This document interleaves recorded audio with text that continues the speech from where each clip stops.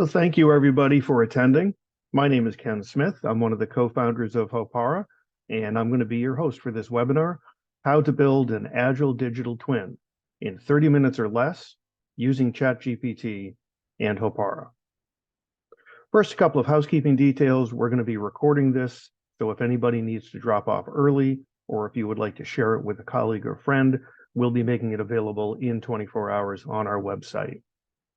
Second, if you have any questions or would like to follow up, our contact information will be shared at the end, but you should have my email from the invitation. So let's get right into it. First, I want to level set everybody about what an Agile Digital Twin is not.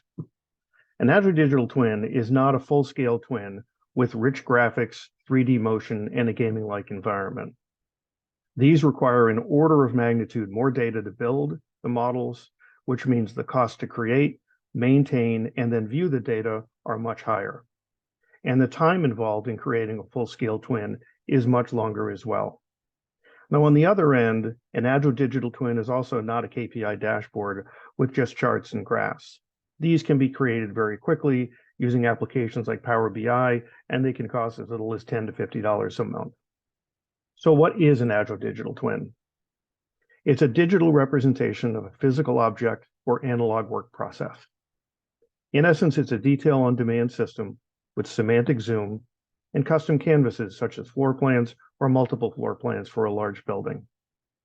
We can connect to real-time data, large-scale IoT sensor data, for example, and we have a very easy navigation that requires no special skills or training and no extra GPU hardware required for the end user. For an Agile Digital Twin, a business case is essential. Where there's a why, there's an ROI, and we always like to start there. As I mentioned, we need an order of magnitude less data. We give you 3D when you need it, 2D when you don't. We also require order of magnitude less storage and computing power, lowering your costs significantly. And we require an order of magnitude less time to develop, accelerating your time to ROI. What can an ADT deliver for your business?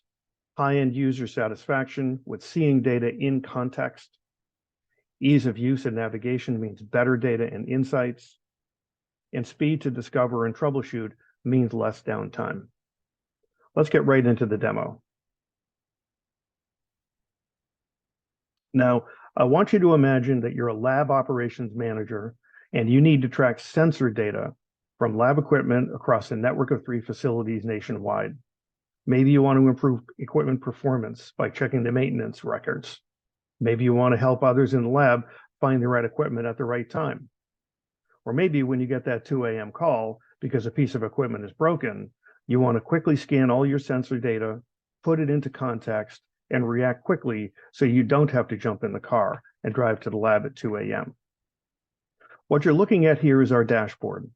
One of the things that makes us an agile application is we've built these templates very similar to a PowerPoint or a WordPress template, where rather than having to hire a graphic designer and spend many hours building a custom visualization, we build these templates in with synthetic data so you can get up and going very quickly.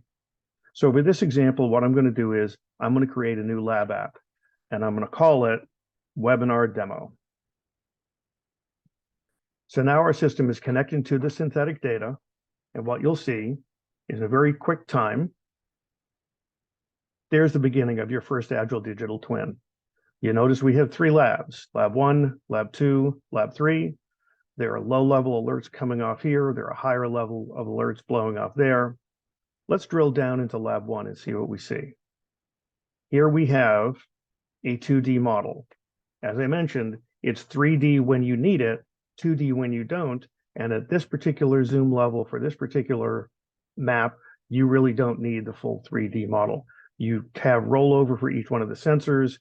These tables can be elongated to include maintenance record, uptime, links to websites, etc.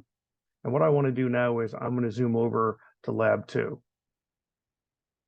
Now you'll see we have certain alerts. These are low-level alerts. We can have an alert by a room. We can have an alert by an individual sensor. All of this is pulled live from the database, and the thresholding for the alerts is pulled live from the database. But if you recall from the higher level view, there were a lot of red alerts, and here's lab 3 with those red alerts. Again, you roll over any one individual item, you're going to get the detail on that item. But we seem to have a big problem with this item up here in the top left. So I'm going to drill into this item, and I'm going to take a look at this particular asset. Now, where I'm looking at the individual asset and I want to get detailed information, now I get a 3D view, because this is when it matters. I can zoom in, I can pull back out, rotate around, I can click into individual sensors, and over on the left here, I can look at the show sensor history, and this will now give me a histogram of the temperature where I can drill in and I can see exactly where the problem began to occur. All the data in context so that you can make a quick decision, excuse me, based on the information that you need at that time. Here's your 3D model. I'm going to click back, and then I'm going to click home. And there you are. Within just 3 clicks, you went from a histogram of temperature sensor information, historically presented, and a 3D model, and now you're back out to your nationwide model. But what I want to do now is I want to drill into lab 3 again. And we're going to start adding our data using ChatGPT. Notice that this lab is in the greater Las Vegas region. Well, we know as a lab manager that you often work with hospitals. So I'm now going to jump over to ChatGPT, and I put in a query: create a CSV file with the name of the top 10 hospitals in the Las Vegas region, located by latitude and longitude. Let's see what it comes up with. There they are. In file format, coming up pretty quickly. And what I'm going to do is I'm going to take this data and I'm going to save it into a CSV file so that I can pull it into my Hopara application.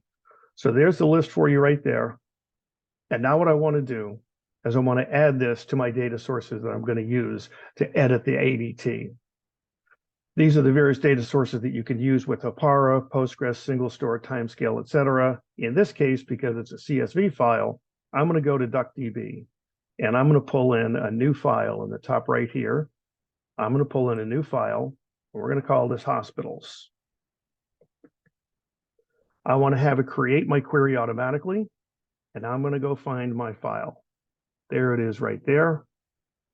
I'm going to bring that in, and I'm going to click Save. Now you notice I have both the file called hospital and I have the query called hospital. So now I'm going to go back to my application. And if you look in the bottom left where it says App Studio, I'm going to click App Studio. When you're building a Hopara application, think of it a little bit like a Rubik's Cube. You basically set a series of layers that users then pan and zoom around based on the latitude and longitude. And every time you add a new layer, it's a new level of detail for the end user. So we're going to add a new layer now, and we're going to call this layer hospitals. And I want to have them be an icon. As I'm adding this layer, what I'm going to do is I'm going to connect from my data source. In this case, I've got 2 options, both Hopara and Duck. I'm going to look at Duck, and if you remember, we automatically generated the query. So there's the query right there that says hospitals. Now note, right away, pin drops appear on the screen. So those are the locations of all of the hospitals. There's Sunrise, there's Summerlin, there's Valley, etc. The positioning is done automatically through the database, through latitude and longitude. I could add additional floors if I wanted to. I could change the offset from the exact location to one side or another. I'm going to leave them right at 0. And now one of the other advantages of the application here is we can actually customize the look feel right here on the left-hand nav bar. So these are hospitals. So I think what I want to do is I want to find an icon from our library, and I'm going to call it hospital building. So now these are hospital buildings. I can change the size to make them very large or very small, and I can fix the resize. So as I zoom in and zoom out, the size of the icon is going to change dynamically. I don't really like the black, so I think I'm going to change the color to a nice light blue. And the last thing I'm going to do is I'm going to check the visibility. If I zoom out, you'll note that these icons continue to appear and they're kind of clogging up the screen. It doesn't really look very good. Also, at this level of detail, I really don't need to see exactly where these hospitals are. But when I get to about that level, that's probably about right. Note on the left-hand side, the little triangle here. As you zoom in and zoom out, the triangle moves. And what I want to do is I want to take the left-hand bar and I want to bring it in right to the edge of this zoom level there, so that as I zoom out one click, those icons go away. As I zoom in one click, those icons reappear. So right now, what I'd like to do is I want to send a poll around to see what people think. And as people are taking that, I'm going to add another layer. Remember, you're a lab operations manager, and you're now 3 months into your project, and somebody has come to you and said, you know, we just got a new set of sensor data, and that data is coming from refrigerators.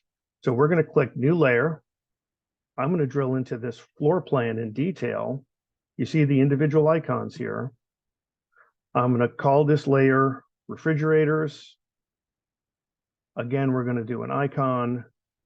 And again, on the left-hand side here, I'm going to pick from a duct database, and I'm going to call this Refrigerators. That's the query that's already been set. So there are refrigerators. And again, you note the pin drops automatically drop on based on the position as determined by the database. We can move these items around, we can change their size, etc. Again, on the appearance, I want these things to look a little bit more like a refrigerator. So we're going to say refrigerator. Notice the icon changes right away. And in this case, let's just make these purple. So now we've added an entire asset class to our ADT. And I'm going to do the same thing as I did before with the visibility on the left here. I'm going to bring the zoom level in because I don't want to see it at this level. I want to see it one more click in. There they are. And now I've built my ADT. I'm going to go back home. Notice that those icons go away. But as I click into Lab 3 and I zoom in, there are those icons for the hospital. And then as I zoom in further, the icons for the refrigerators appear. So there you have it. We've created a new Agile digital twin using a template design, added new layers using ChatGPT, and even customized the layer using a new data set that was sent to us. So I just wanted to say thank you. Appreciate your time. If anybody is interested, we have a quick start program. Information is on the left. Gantz and my email is right there on the right-hand side. And if anybody has any questions, please send them along. You're going to get a brief survey by email to give us your feedback on this webinar. So thanks everybody again, and I look forward to chatting with you in the future.